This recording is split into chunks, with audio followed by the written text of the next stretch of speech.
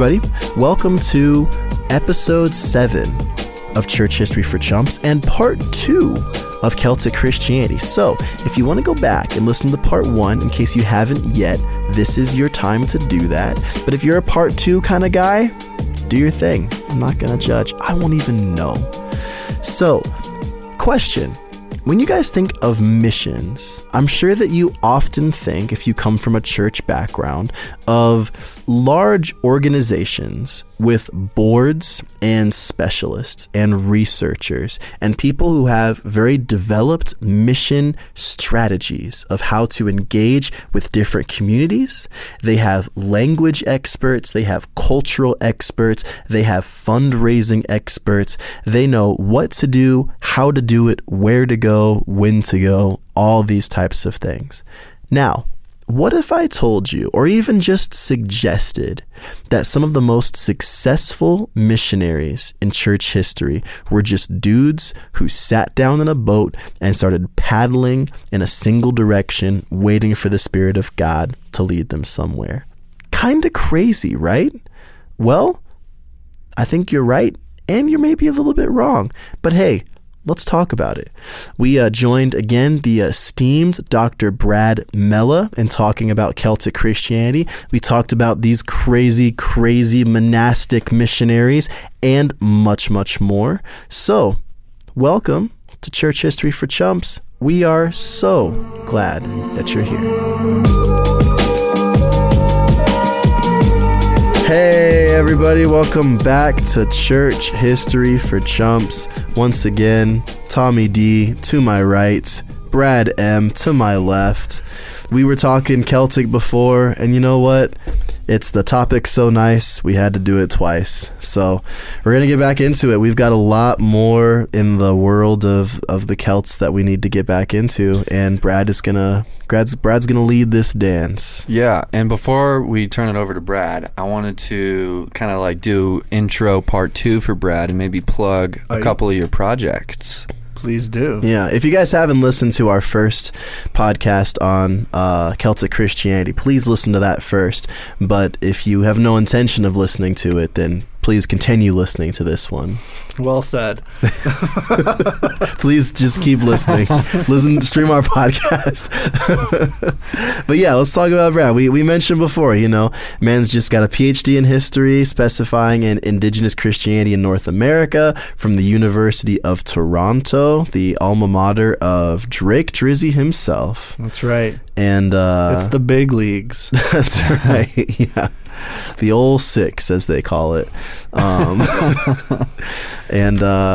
yeah. Well, Brad, tell us about some of your projects. What can we plug? Well, let me plug it for you a little. So, first project is you are the host of a podcast called Freestyle Theology. Am I correct? That's right. That's actually the full name. Freestyle Theology. Am I correct? No. Oh, nice. It's not. And I think we're getting a little.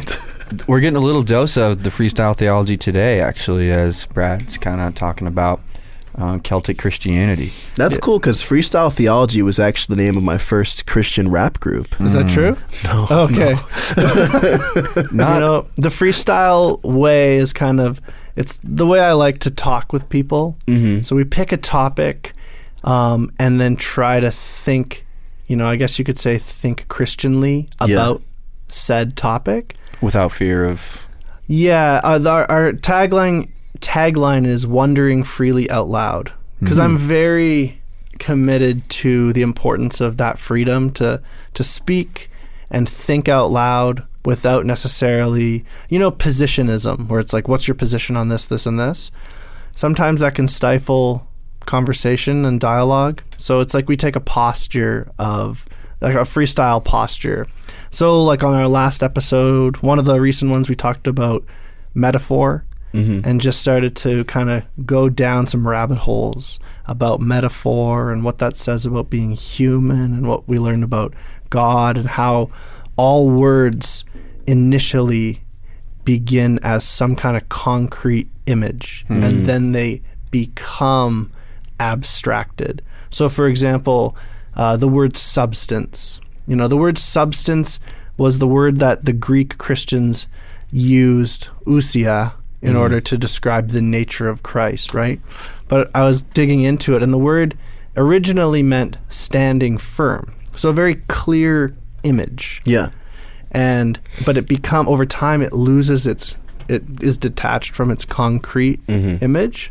And then it becomes a bit more volatile. You can fill words with different meanings that they didn't initially have. So you think when you're forming a language, you have to start with concrete stuff because like it's as literal as possible. I need to be able to communicate the difference between standing and sitting and laying because those are all very literal things. That's right. But then as the language develops, it does become less literal and more like conceptual. And English, because English is this mutt of languages, right? So a lot of the simple, concrete, basic words are the Anglo-Saxon words. So things like hat, cup, mitt, desk. Like those are the more lower class words. But our higher conceptual words all come from Greek by way of Rome or France. And so often those are very disconnected from their original meanings. But you guys know when you preach, like how much goodness there is in just being like, here's the word, and let's dig into what it meant. Sure. That just opens up whole words. So yeah, that's a long aside from being like, check out my podcast. Freestyle Theology, yeah. If you like hearing from Brad, check out the pod. And then your other project is an app that you've released. That's right. With your wife, Brielle, called Daily Breadth. Daily triple word. Breadth with a D. Daily bread. Breadth. That's that's clever. Yeah. Give us this day our daily breadth. That's right. So it's kind of a combo of it's our attempt at answering kind of longings that are in existence in our culture with the gospel, doing some theologizing, also bringing an ancient Christian vibe to it. So it's, I was suffered from panic disorder for quite a while, and turned to meditation for help, which really, and like I was talking about on our last episode, the fruit thing, the practice of mindfulness meditation bears such good fruit that I couldn't resist being like, what's going on here? Sure. Why does returning to our body have such a positive impact on our fight or flight alarm system being relaxed? And so, we good? It gets a little crackly sometimes, Okay. but we never hear it in the final product. I'm fine with it. Yeah. I just wanted to make sure you guys were. I loved it. I thought it was wonderful. A little lo-fi. It was beautiful. Yeah. So yeah, basically the app is practice of mindfulness meets an ancient Christian vibe. So Brielle sings the scriptures in it, and you'll feel like you're in a cathedral. Nice. It's actually another way of creating a digital sacred space, which I think people are longing for. And then it also uses binaural beats, which Super is cool. the sonic therapy. So it's kind of this like mashup of all kinds of things. So it's our take on meditation, a Christian form of it. And I'm actually a big check it fan out. of this idea because I think that one of the major problems that we have in our kind of wing of Christianity is this divorcing of like the spirit and the body, like as if these are two separate things, but they're so intricately woven together that it's almost incorrect to speak of them as distinct things. Yep. So like things that are good for us spiritually are good for our physical bodies and vice versa. And 100%. So, yeah. So, reality is one of like an inextricably interwovenness where everything is operating in all the different modes it can all at once, always. Yeah. So what's physical is spiritual and mental and all the different abstractions that we put on it, Interwovenity is a word that Brielle and I are trying to get going, get off the ground. Nice. It's Yeah. a little bit of a mouthful. What was the Interwovenity. interwovenity? Is Yeah. that a word that you can find in the dictionary? It's not See, yet. we call that a placiniary word. Ooh, Which is that just a word that nope. I was gonna say, yeah, there's just layers to just this a new stuff. one. Yeah. Yeah. So yeah, check well, out the app. Well, I just downloaded it. It's on Apple and Google Play, Yeah. and that'll be a good connection point because we've got some courses that we're working on developing about mental health and faith as well, and some theology stuff. So Yeah. Great. And Dr. Melle was just telling us that if you guys download this app today, enter promo code CHUMPS for 1 week of free meditations. that's right. So I don't know get how on to that do that, today. But it expires March 17th. Of which year you'll get to guess. Yeah. So hop to it. Yeah, that's honestly really exciting to hear Yeah. that you're working on that kind of stuff. Yeah, check it out. Check it out. All right. So see what it's all about. I see a pretty clear bridge from your Daily Breath app to what we were talking about with Celtic Christianity. Go on. Yeah. So like not when we look at the Celtic faith, they probably one of the best things about it was they didn't struggle with this kind of dualism that a lot of the rest of the church dealt with. They understood this unity of the spiritual and the physical, And at a kind of visceral level where it wasn't thought of. It was just like that just lived. came automatic for them. Yeah. Yeah. It was the assumption that everything is infused with spiritual power, right? Yeah. Which is interesting, because I know that my heart keeps driving me back to this indigenous thing, which we'll talk about in due time. We will sure as can be talk about it.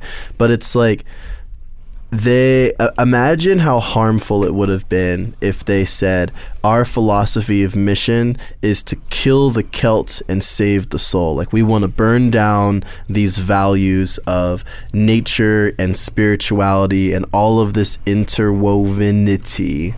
And yep, I'm on it. And we want to replace it with a biblical worldview in X, Y, and Z. Like there's something beautiful about being able to say, like, the common grace of God has already given you glimpses. Now we're going to show you through this gospel framework how those glimpses point you to something even grander than you had imagined before. But we're not going to take away what was currently there, One of the most fascinating parts of, a Jewish person understood at that deep visceral level that Jesus was the fulfillment of their history. Yes. Right? And something I learned that was really interesting was the Greeks actually eventually thought the same thing. Mm-hmm. So they came to believe that Jesus was actually the fulfillment of their philosophy, their philosophical longings. So he was, in a way, the fulfillment of their history. Mm-hmm. And that I was exposed to that interpretation through indigenous Christianity, because since the 1990s, there's been a really clear, concerted effort among indigenous Christians to participate in the reconstruction of culture that have been destroyed and fragmented, and turn that to Christ.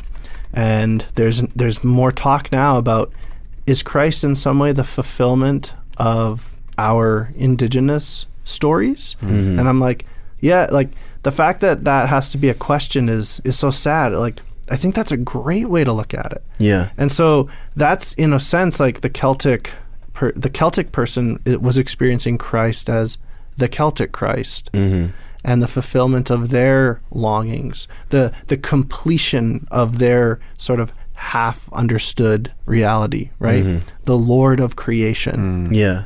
Which is so interesting because I can imagine someone listening to this and thinking, but I'm so afraid of syncretism, like the reason we can't maintain these glimpses of God that leads to reverence for Christ is because like those cultural differences could actually be cultural idolatries. Like I don't know. I can see that tension because I feel like if I spoke to myself about this 10 years ago, that's the knee-jerk reaction I would have had. It's like, no, you have to tell the Celts that their relationship with nature is super weird and they need to just start over at ground zero. But I don't know. Once you start to realize the syncretism of, that is one of those words in Christian circles that is thrown around way too loosely. Yeah. Like, often things that are called syncretistic are actually just a different culture's managing and negotiating process, which can take centuries. Yeah. That's one of the biggest problems with the colonial era missionary is they expected the conversion of indigenous peoples, first of all, like that. Yeah. And the goal was to become like us, which is another way. You could just say it, so accept our syncretisms. Sure. Right? Oh. Yeah. Yeah. Richard Twiss, who was a famous Lakota theologian who passed away a decade ago, one of the kind of architects of what's called the Native contextual movement. Yeah. He always used to say, so is the point to replace one sin-stained culture with another sin-stained culture? And I was like, that always hit really hard because obviously not. So there is this negotiation process as a people who Christ has dignified. They can be in conversation with God and, be formulating something new. So that's what I would say. Once you start to realize just how, you probably heard people be like, well, we shouldn't be celebrating Christmas and Easter because they actually have pagan roots. Did you know that? And I want to be like, every single thing in Western theology has pagan roots. That's what it looks like when a people turn to Christ. Yeah. My favorite response to that was someone on Twitter was like, oh, what's that? We shouldn't be celebrating. Some internet atheist is saying we shouldn't celebrate Christian because it has pagan roots. Just wait, I'll make all your holidays Christian. I'll make Thanksgiving Christian. I'll make Mother's Day Christian. I'm gonna Christianize every holiday. Just leaning into it, and I thought that was hysterical. You just wait. Yeah. We're coming for those holidays. Right. We're coming for Flag Day, Arbor Day. Yeah, we'll be waving one flag, the flag of the gospel. That's the Christian flag. That's right. Yeah. But yeah. So with such what feels like honestly a pretty healthy foundation for fertile a ground, budding, if anything, right? Yeah, as Christianity starts to flower in Ireland, what are some of the ways that we see that taking form? What are your favorite things about the Celtic faith? One of the things that Patrick, going back to him, that he recognized was that in the Celtic or the Irish person, there was a real sense of and a desire to wander, to go to sacred places, like we talked about last time. Yeah. And he recognized that, and he saw, you know what, we actually have, we also value that in the Roman world with pilgrimage, which is going out on a quest to a sacred place, and he tapped into that with the Celtic people, and so they really developed a huge sense of this holy wandering. Yeah. So the Celtic monk was a wily, loose cannon kind of person, and so their form of mission for the monks that developed was just like I kind of touched on at the end last week, to just go out. And sometimes that meant getting in a boat and just floating off. God, take me wherever. Yeah. So, these were extreme ascetics, not because they hated the body, but it was just this sense of wildness and we'll kind of do whatever. But it's because of that crazy, almost unhinged faithfulness and willingness to go out. And I guess in a sense to die. Right? A willingness to die, that they were able to have such a far missionary reach. Like I said, they're the ones who preached the gospel to the people of Europe. Yeah. It kind of came in the back door. And they would just go out, and whoever they encountered on the way, they would, talk with, share the gospel with. And people saw them as like that. Well, who is that strange figure? But there's something about being drawn to the person who's willing to do that. Mm-hmm. But establishing monasteries all over the place, and that one of them, the monastery at Iona, which is still a place you can go today, you would probably experience it as a very holy place. Mm-hmm.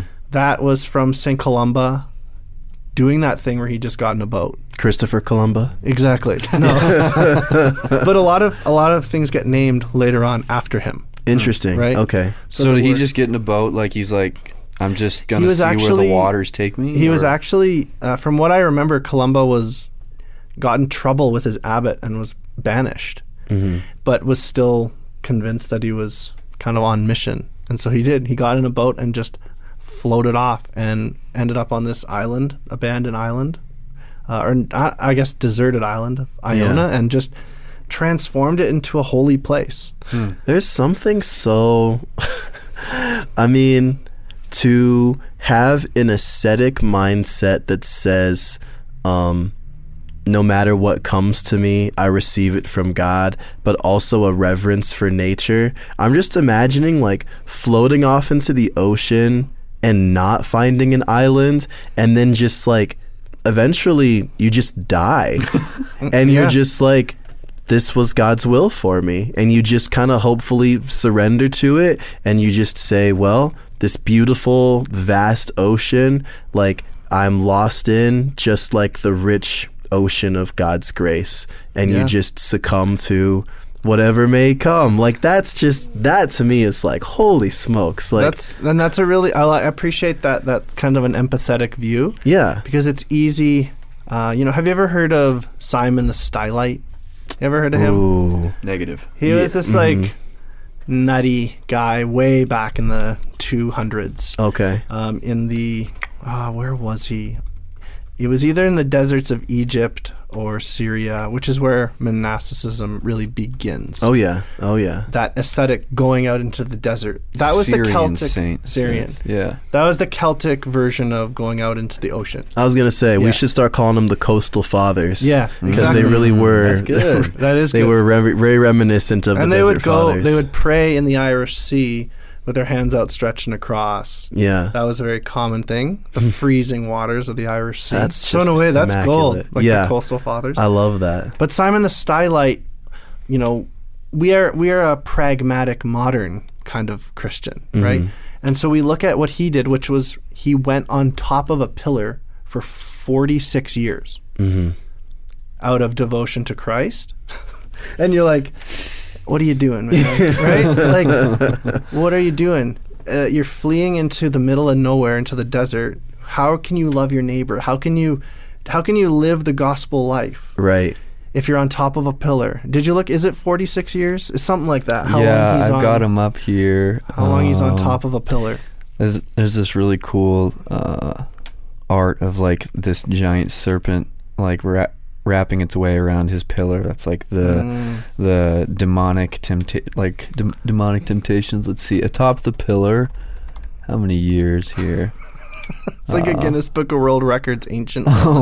Yeah, Steve's like, I'm gonna smash this record, bro. It's like the Jamie Kennedy of the 2nd century. I'm not seeing how many years it was. Sorry. I'm pretty sure it's something like that. But we look down on that. We think that that's just bizarre, useless, what's the word? Like improperly channeled devotion. Yeah. But the thing is, as a pragmatic modern person, you just can't understand the message that sent out to people. Yes. First of all, the desert was the domain of the devil. Yeah. And so to go into the desert, oh my gosh, and be willing to go in there at night, or you found a lot of desert, I guess you guys did a desert fathers thing, right? And mothers, but to go among the tombstones. Mm-hmm. Like they're not, that's some scary stuff. This was where the evil spirits lived. Yeah, that was how they understood cosmography. Mm-hmm. Like that's the Desert Fathers, similar to how you in the last episode you used the language of thin places. The Desert Fathers really kind of had that very similar existence. So that's like right. they just like see like the spiritual realm. In a way, the them. desert itself is that thin place, just its like, dark side. Yeah. Oh man, that's like taking what we've discussed from the Celtic perspective and applying it to the Desert Fathers makes it so much more compelling of a story. That would be a really good like analysis to do. Yeah. To reinterpret the Celts through that lens. Mm-hmm. But yeah, Simon the Stylites on top of this pillar, and the pillar itself represented like a holy place to the Syrian people. And so he actually gathered an enormous following because people would go on top of pillars for like a time of whatever, not penance, they didn't have that, but for a time of like purification and such. Mm-hmm. So he's up there and he's like, I'm never coming down.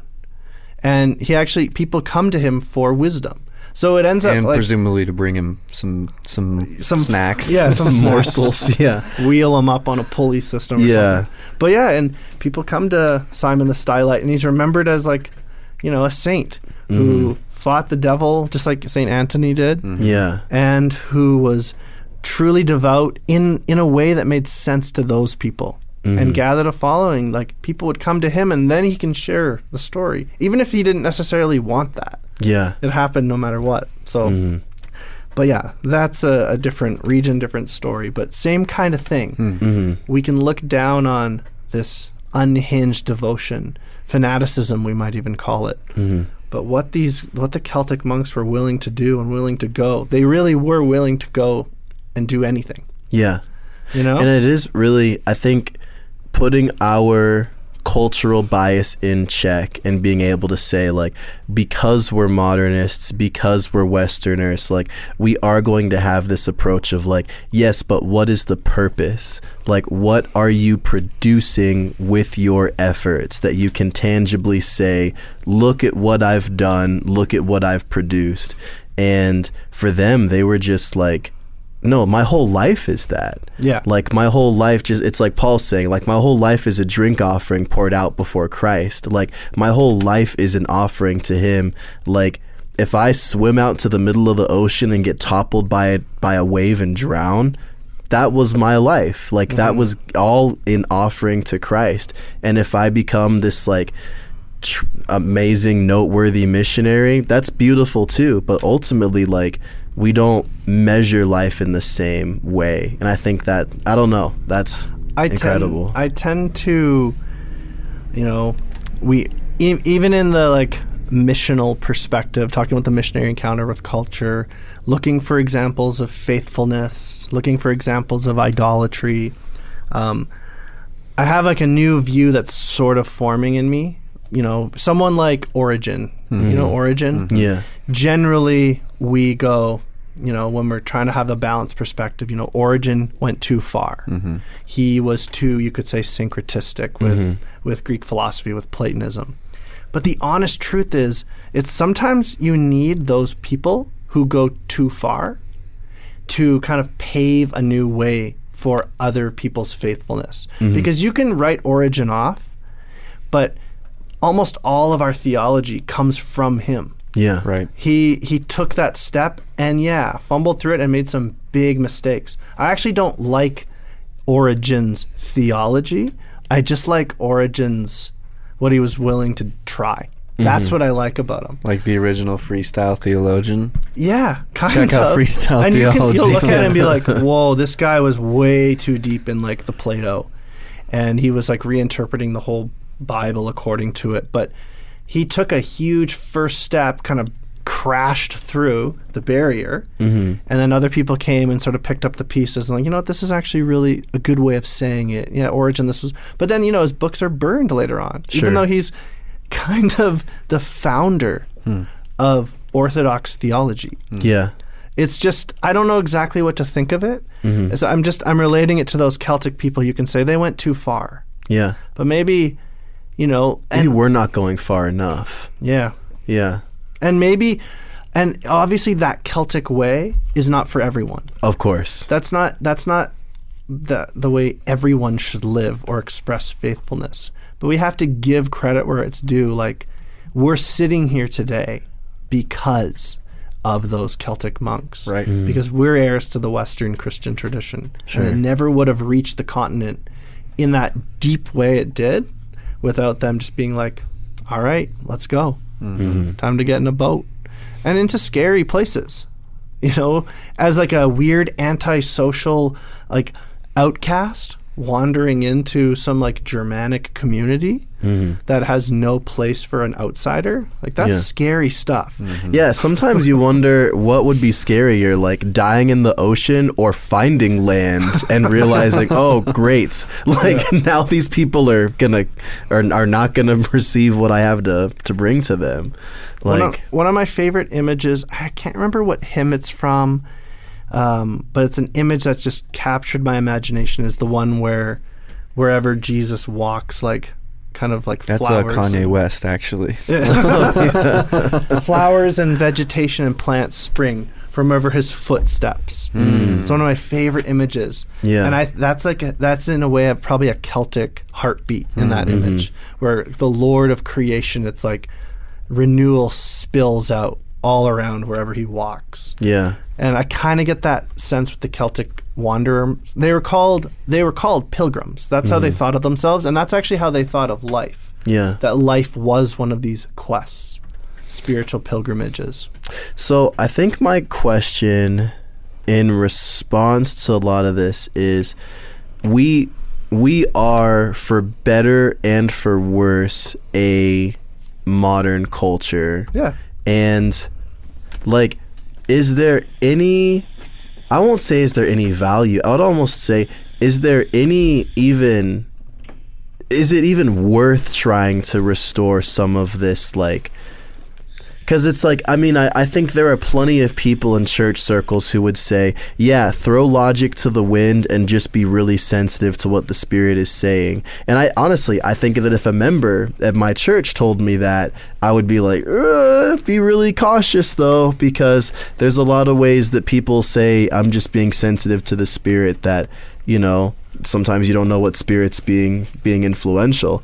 But especially when it's individualized. Yeah, maybe that's what it is. In contact with the individual. Then it can be like, it can get weird. Yeah. But when it's, you know, the quote from Irenaeus, it's my favorite quote in the world, which is, the glory of God is a human being fully alive. Yes. You know, the goal in a way of the gospel is to make people come to full life again. Yeah. Like, activate their full humanity. And so, like, we're Western people, it's very common for us to kind of secretly enjoy the fact that we live in the time we do. I am glad I live in the time I live. Like, I don't want to live in any other time. But we use other cultures, we romanticize them to critique ourselves. It's this common thing that the dominant culture does. Of course. But like, we know, like, we bring a lot of good stuff in our, like, we need to have structure. In our pragmatism, like, that bears a lot of good fruit too. But it's not the whole story. Just like being a wandering monk is good, but it's not the whole story. Not everyone can live like that, you know? And that's not even the point. They were there to spread the gospel so that communities could become fully alive. Yeah. Right? Yeah. So, in my sense, I've been thinking about this actually quite a bit. What is it about the Celtic church that is so fascinating to the Westerner in America and in Canada?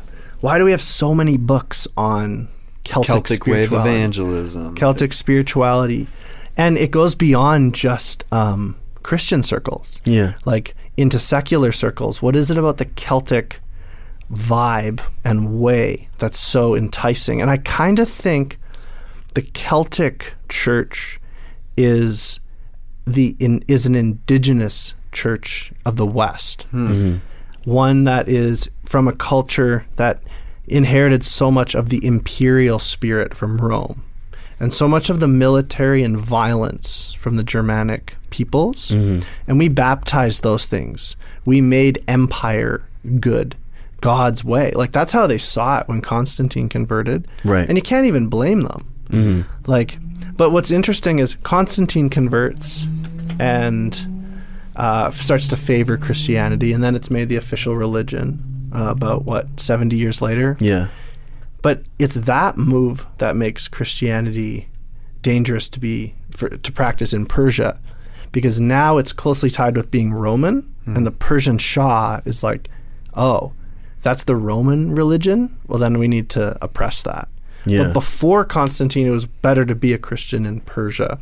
So that's all to say, we have a lot of baggage being part of the Western Church. Yeah. And I think sometimes we're longing for something more holistic, as are even secular people. And the Celts represent that. They are an indigenous people of Europe that did things differently. And their way was sort of eventually oppressed and kind of vanished, right? And I think we connected, like, through our songs, the Celtic way of structuring music. My wife was telling me about this. I'll probably butcher whatever it is she told me, but because I was like, I would always be like, when I listen to this song, why do I feel this way? Because she would be able to answer it with theory. Like, here's why you feel that way. Here's why they do that. Interesting. And Celtic music it has a shifting center. It doesn't have when you play Western music, it has a note called like the home note, where you return back to it, and you're like, we're done. It's resolved. It's resolved. Celtic, that's exactly it. And Celtic music has no resolution. It's always swirling and switching. In a way, it's kind of like that cosmic dance that C.S. Lewis describes, which I always thought was a really beautiful way of seeing the big cosmic picture. This cosmic dance where the center is always changing. Yeah. And so I think that's it's in some of our favorite worship music. It does something inside us. It activates something. Yeah. So what was, because it's clear that the Celtic approach to church and missions was very alternative to the Roman style. If the Roman Church was so inseparably married to the empire, was quote unquote missions just through the growing of the empire, essentially? Well, for most of the Middle Ages, the empire itself was gone. It was just kind of its memory in the West, and preserved. The Roman Church was the last remaining reminder of the old Roman civic order. Sure. And so it wasn't really where the violence and the sword came from. The violent kind of forced conversion stuff, that actually comes from the warlike Germanic people. Okay. That's where you're a tribe and you all have to believe the same thing because you have one custom. And so when you conquer a new people, they have to submit to your law and your way. But the Roman Church, with its sort of sense of, I was saying last time, like, we need to protect the gospel and the truth. So we're not going to translate the Bible. That's a recipe for disaster. But yeah, they would send out missionaries, but it was kind of like this officially sponsored thing, like almost like a diplomatic mission to establish contact and call tribes to, like, do you want to join Christendom, this international coalition, this like de facto empire? Yeah, in a way, like it's not like politically, but it's still an institution. Yeah, exactly. And I mean, they reached a lot of people with that kind of centralized, structured, pragmatic approach. There's just other things going on as well. The Celtic monks seem to reach down into the heart of the people they encountered. So are there examples of Germanic tribes or nations that have been influenced by the Celtic missionaries before, like the Roman kind of is, the traditional way that you just described? Like, do we find those like butting up against each other in Europe at any point? Yeah, good question. You know if you know the story of the Saxons being conquered. Charlemagne conquers them very brutally. So the Saxons are like a Central European German people. Yeah. And again, like I was describing, they're forced into Christendom. And that's one of the biggest forced baptism things. Okay. It's not that common. It's been blown a little bit out of proportion. Like, oh, this was always happening. Well, that wasn't really the main or dominant way people came into Christendom. It did happen. And the Saxon one was one of the biggest reasons for that. So you have Saint Boniface, who is called the Apostle of Germany. Yeah. He's working among the Saxons prior to Charlemagne's conquest, but almost overlapping. And Boniface is, he's a product of what's called Anglo-Saxon monasticism. And Anglo-Saxon monasticism is a hybrid of the two major Western forms. One is the Celtic, and the other is the Benedictine. You know, Benedictine monasticism is like forming a community, working, kind of laboring, common life, common rule. The Celtic way is what we described, the wandering ascetic. And an Anglo-Saxon monasticism brings them together. It has the wandering or the mobile spirit of the Celts, but the structured kind of rule of the Benedictines. Yeah. So Boniface is sort of Celtic in that he's willing to go to these like scary places to preach and work. And he does some crazy stuff. Like he chops down one of the most sacred sites in all of Saxony, the Oak of Thor. And, the people are just thinking, this is a big tree. Like, this is a thick thing. He's not just hitting it once and it falls over. He chops it down himself? He chops it down. Yeah. So it would have taken probably like hours and hours and hours, maybe days. That's dope, yeah. But the people are watching in horror. Because they're like, this guy's going to get ripped to shreds. He's going to get, like, zapped. Yeah. Thor is going to kill him.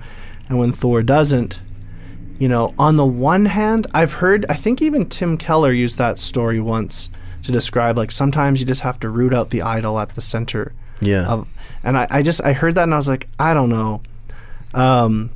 I feel like a sacred tree is a really important thing, a really good place for contextualization. Because what happens is, on the one hand, the people respect it. They understand, wow, your God really is more powerful than ours. But they are destroyed inside. Yeah. You're burning down the forest. Yeah. And they're humiliated and embarrassed and dejected. And then Charlemagne comes in and kills them. He defeats them on the battlefield, which is their ultimate site of, like, are you a man or not? Are you, like, worth anything or not? They lose. And so they're left completely destroyed. And they curse Boniface and they curse Charlemagne.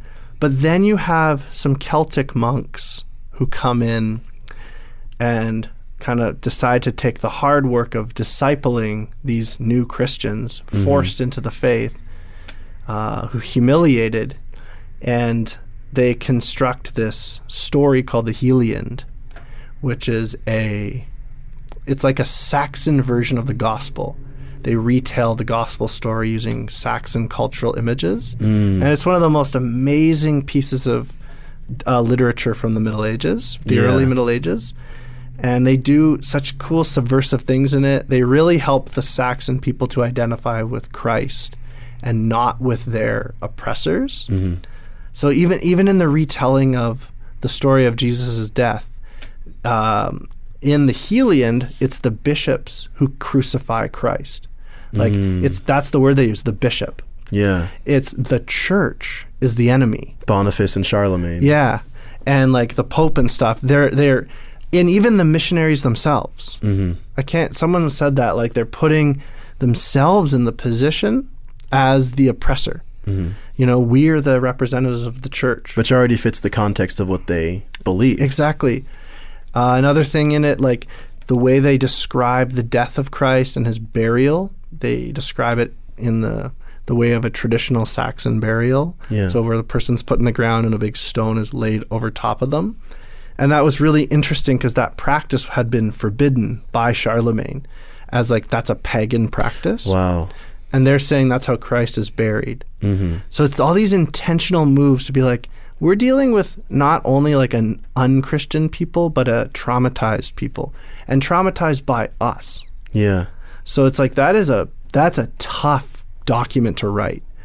But that's one of the Celtic things too, is like that's incredible. I think that the actions of Boniface and Charlemagne kind of remind me of the parable that Jesus uses about like you banish the one evil spirit from the house and then 7 more enter into it. It's like, yeah, you crush the idols of the pagans, but if you can't replace the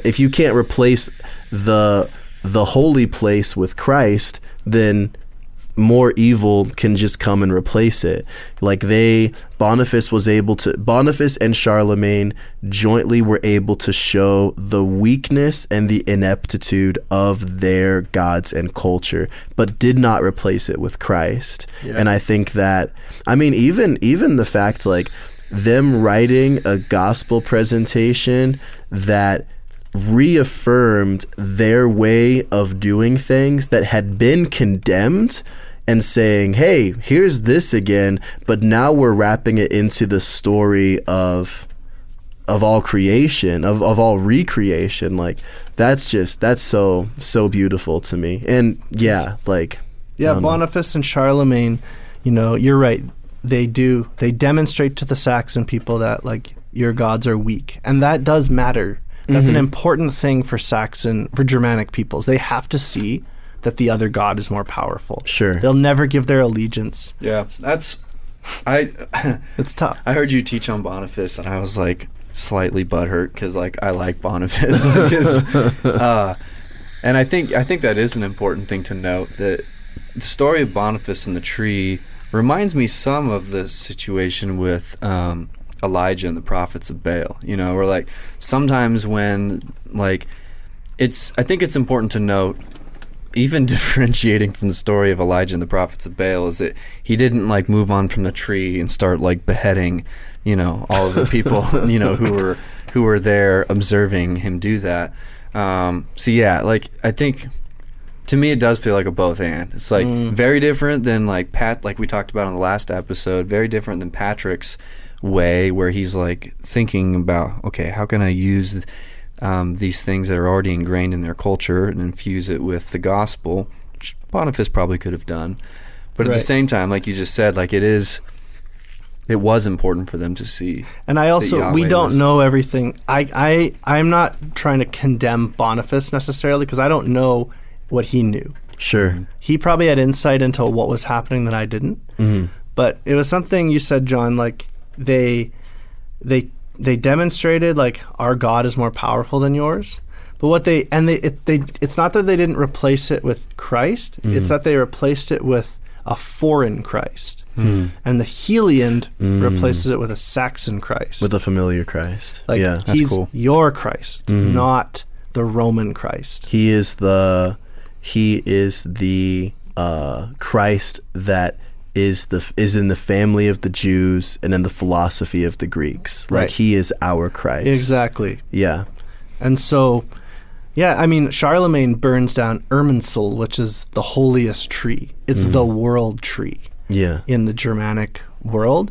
And so, yeah, a part of me is just like, couldn't we have done it a different way? Mm-hmm. Like, couldn't that have become like the tree of life or something like that? Some kind of redemption arc for that. Yeah. But you were telling about one of the things that stuck out to me in the Heliand is how they depict the crucifixion as Christ hanging on the world tree? Yeah. Yeah, that's really cool. He's hanging on a tree, which cool. They would recognize as one of the most important stories of Odin, who is on a quest to solve the riddle of death and hangs himself on a tree to solve the problem, but isn't able to.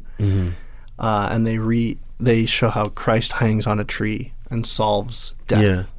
See, and that's so beautiful, because not only is it affirming, but you have to understand the significance of these stories to know how, like, this is exactly like Paul on Mars Hill being like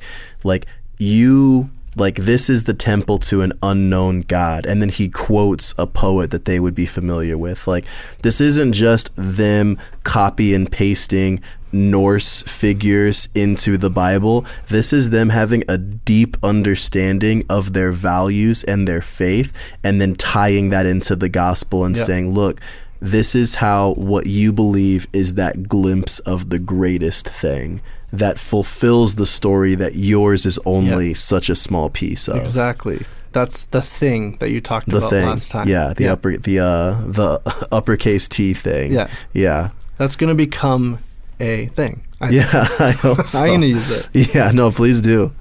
Yeah. Oh man. I'm really deeply grateful that we got to get into this stuff. I can say I'm actually glad that my background knowledge on the Celts was pretty minimal before this, because I feel like there's a lot of direction. Would you, if you had like resources for someone who wanted to dig deeper into this kind of stuff, do you have books or recommendations, Brad? Honestly, there are so many books. It's a kind of a tough thing to It's kind of a tough thing to study, because another thing that happens in the 19th century is, because there is this hunger for things Celtic, there's this huge compilation of folk stories that I can't remember his name. He goes on this quest to like record all of this Celtic knowledge before it kind of vanishes, because it's connected with Romanticism. So you end up with a lot of books that aren't very good. Interesting. Because they represent a longing of some kind. Even now, books on thin places, books on Celtic spirituality, it's not all great. Yeah.